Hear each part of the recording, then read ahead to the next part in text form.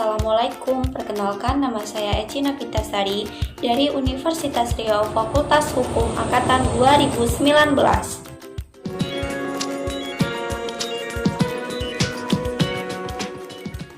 Kalian pasti sudah tidak asing lagi dan sering mendengar permasalahan bea cukai.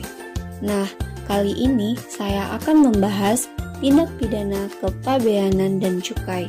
Sebelumnya, saya akan jelasin terlebih dahulu apa sih kepabeanan dan cukai itu dan apa saja yang terdapat di dalamnya. Nah, lembaga bea cukai ini bukan sebuah istilah yang memiliki satu pengertian, melainkan dua istilah yang juga memiliki pengertian yang berbeda. Bea sendiri merupakan suatu tindakan pungutan dari pemerintah terhadap barang ekspor atau impor. Sedangkan cukai adalah pungutan negara kepada suatu barang yang memiliki sifat atau karakteristik yang sudah ditetapkan dalam Undang-Undang Cukai. Jadi, bila bea cukai digabungkan, memiliki pengertian suatu tindakan pungutan pemerintah terhadap barang ekspor dan impor, serta suatu barang yang memiliki karakteristik khusus. Berikut cuplikan beberapa kasus tentang bea cukai. Bea cukai akan melakukan pemeriksaan internal terhadap 4 orang anggota bea. Nah, dasar hukum terhadap tindak pidana bea cukai ini berbeda. Yang pertama, pengaturan hukum terhadap tindak pidana di bidang kepabeanan diatur dalam Undang-Undang Nomor 17 Tahun 2006 tentang kepabeanan. Yang kedua, tindak pidana cukai diatur dalam Undang-Undang Nomor 39 Tahun 2007 tentang cukai. Nah, selanjutnya ada karakteristik. Karakteristik Undang-Undang Kepabeanan terdiri dari 1. Bersifat sebagai hukum administrasi. 2. Ditegakkan menggunakan sanksi administrasi dengan denda dan bunga.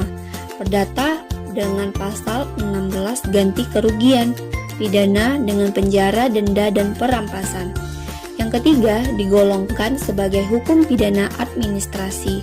Keempat, sebagai hukum pidana administrasi, Undang-Undang Kepabeanan mengandung ketentuan hukum tindak pidana material dan formil.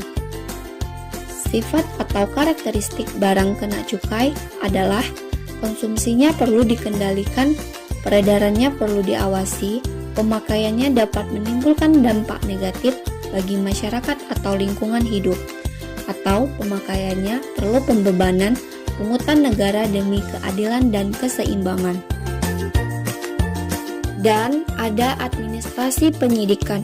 Penyidik dalam tindak pidana kepabeanan adalah PPNS di lingkungan Rektorat Jenderal Bea dan Cukai yang diberi wewenang khusus pasal 112 ayat 1.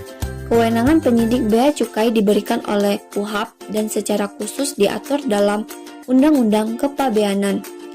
Wewenang yang diberikan penyidik oleh Undang-Undang Kepabeanan pasal 112 ayat 1 terdiri dari 1. Menerima laporan atau keterangan adanya tindak pidana kepabeanan.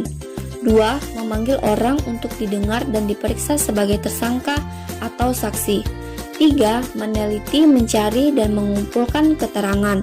4. Melakukan penangkapan atau penahanan. 5. Meminta keterangan bukti dari tersangka. 6. Memotret atau merekam orang, barang, sarana pengangkut, atau apa saja yang dijadikan alat bukti. 7. Memeriksa catatan dan pembukuan.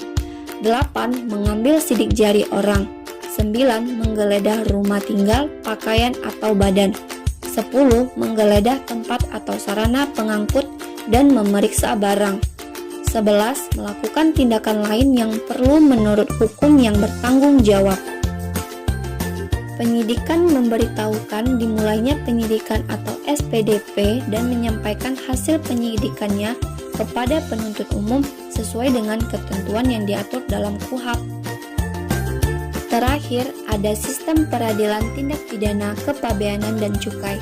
Yang pertama, ada kepolisian, yaitu melakukan penyelidikan dan penyidikan. Kedua, ada kejaksaan, melakukan penuntutan.